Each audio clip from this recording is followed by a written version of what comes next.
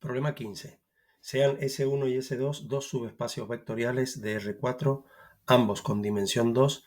Se sabe que S1 intersección S2 es el vector nulo. ¿Pertenece el vector 1, 11, 7, menos 13 a S1 más S2? Nos dicen que S1 tiene dimensión 2.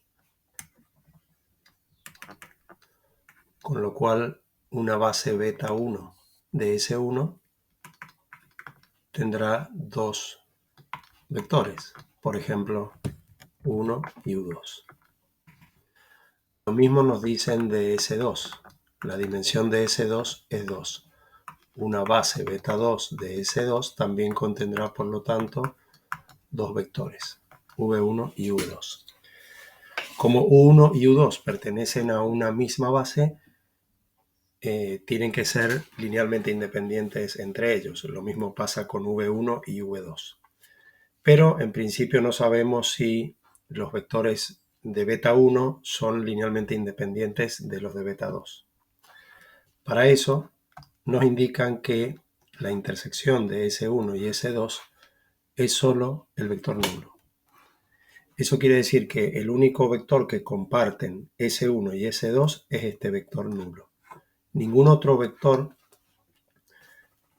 que no sea ese pertenece simultáneamente a S1 y a S2.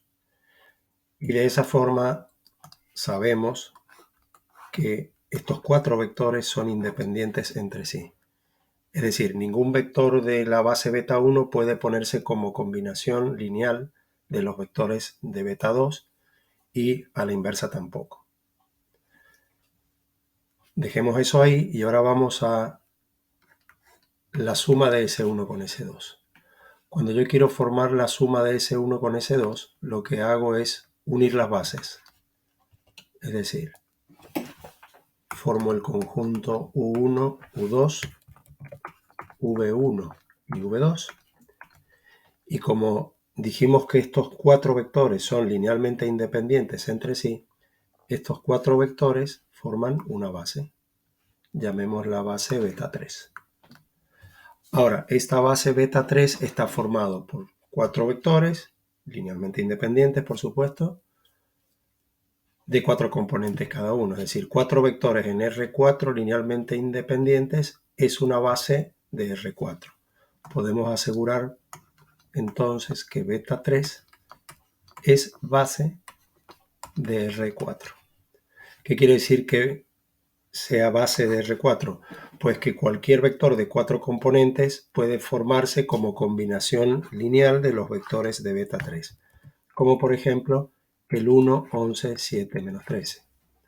Entonces, ¿pertenece el vector a la suma? Sí. ¿Por qué? Y porque la suma de S1 y S2 es directamente R4.